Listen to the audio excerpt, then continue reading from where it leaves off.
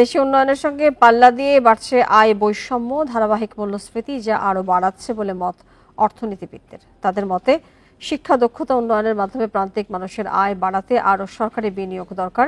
নীতি নির্ধারকরা বলছেন এই ধরনের বিনিয়োগ সক্ষমতা অর্জনের চেষ্টা করছে সরকার। এ নিয়ে আলোচনা করতে আমাদের সঙ্গে যোগ দিচ্ছেন ঢাকা বিশ্ববিদ্যালয়ের অর্থনীতি বিভাগের অধ্যাপক ডক্টর মোহাম্মদ শাহাদাত হোসেন সিদ্দিকী। আপনাকে স্বাগত জানাচ্ছি আমাদের এই সংবাদে। যেটি জানতে চাই যে মাত্র 5 ভাগ ধনী পরিবারের হাতে এত টাকা কিভাবে গেল? এটি কি অর্থনীতির ভারসাম্য নষ্ট নয়? বিকাশে কম খরচে ক্যাশ আউটের লিমিট বেড়ে 50,000, প্রিয় এজেন্টও 2টা। জি, দেখেন যে আমরা যদি স্বাধীনতার পরেই চিন্তা করি যে বিষয়টা সবসময়, এবং বাংলাদেশের যদি ডকুমেন্টস গুলা, ন্যাশনাল ডকুমেন্টস, সপ্তম পঞ্চবার্ষিকী পরিকল্পনা, অষ্টম পঞ্চবার্ষিকী পরিকল্পনা, সরকারেও কিন্তু গুরুত্ব দিচ্ছে যে কিভাবে এই আয় বৈষম্য কমানো যায় এবং সম্পদ বৈষম্য কমানো যায়।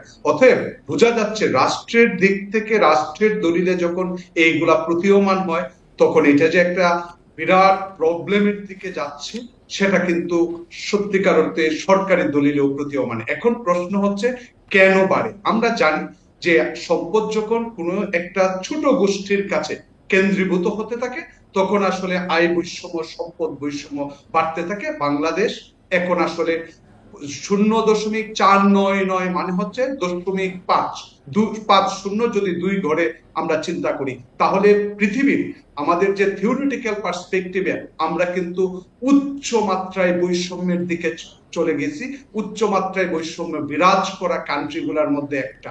অতএব সেটা কেন হচ্ছে? আমি বলবো যে এই সমস্ত বাংলাদেশের কনটেক্সটে যদি বিবেচনা করেন, আমি বলবো যে আনচেকড ইরেগুলারিটিস, এখন অনিয়ন্ত্রিত ব্যবস্থাপনা, সেটা হচ্ছে আর্থিক খাতের অব্যবস্থাপনার কথা। সেক্ষেত্রে দরিদ্রদের জন্য সরকার যেসব পদক্ষেপ নিচ্ছে তা কি অকার্যকর? না, অকার্যকর বলতে হচ্ছে রাষ্ট্রের পদক্ষেপ প্রশংসনীয়। যদি বাজেটের কথা চিন্তা করেন, প্রায় প্রতি 5 টাকার 1 টাকা, 18.5, 5.5 টাকার 1 টাকা দরিদ্রদের জন্য কিন্তু সোশ্যাল প্রোটেকশনে সরকার ব্যয় করছে। কিন্তু প্রশ্নটা হচ্ছে এত করা সত্ত্বেও সরকারের সেই জায়গাটা ন্যাশনাল, জাতীয় যে পরিসংখ্যান সেটাকে রিফ্লেক্ট হচ্ছে না, সেই প্রতিফলন আমরা দেখতে পাচ্ছি না।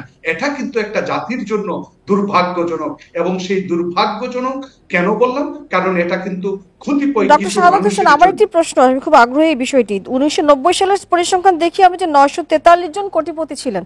2023 সালে আমরা সেটা যদি দেখি 1,16,908 জন, 8টি। সেক্ষেত্রে আসলে কি এমন মিরাকল ঘটলো যে এত কোটিপতি বাংলাদেশে দাঁড়িয়ে গেল?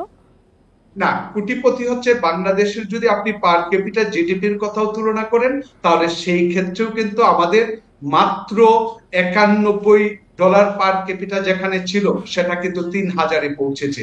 আসলে বিষয়টা হচ্ছে পার ক্যাপিটা যে উল্লঙ্ঘন ঘটেছে, অর্থাৎ আমাদের যে প্রবৃদ্ধি হচ্ছে সেটা কিন্তু পৃথিবীর অন্যতম প্রবৃদ্ধি উপার্জনকারী দেশ, যেটা কিন্তু সরকারের সফলতা, একটা দেশের সফলতা। কিন্তু প্রশ্নটা হচ্ছে এই প্রবৃদ্ধিটা কার কাছে যাচ্ছে? অর্থাৎ দেশ বড় হচ্ছে, দেশের সম্পদটা কেন্দ্রীভূত হচ্ছে।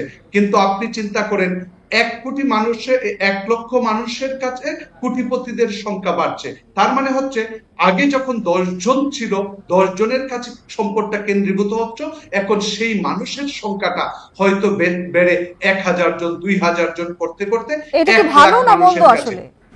জি, এটা স্বাভাবিকভাবেই মন্দ।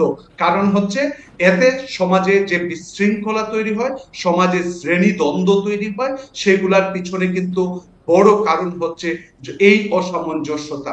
যখন আমরা বলি যখন 5.50% উপরে এই গিনিক সহগের মান চলে যায়, তখন এক ধরনের সোশ্যাল টেনশন তৈরি হয়। অর্থাৎ সামাজিক যে আপনার সাথে আমার যে সম্মান করাটা, সেগুলাও কিন্তু ধীরে ধীরে অবক্ষয় ঘটে সেই সমাজগুলাতে। এই জন্যই কিন্তু সরকারেরও পদক্ষেপ, যে নীতিগতভাবে এবং পদক্ষেপেও, বিভিন্ন ধরনের পদক্ষেপেও লক্ষ্য করা যায় যেটা এটাকে কিভাবে কমানো যায়। জনাব শাহাদাত হোসেন, আপনাকে অনেক ধন্যবাদ আমাদের সাথে যুক্ত হয়ে বিষয়ে কথা বলবার জন্য।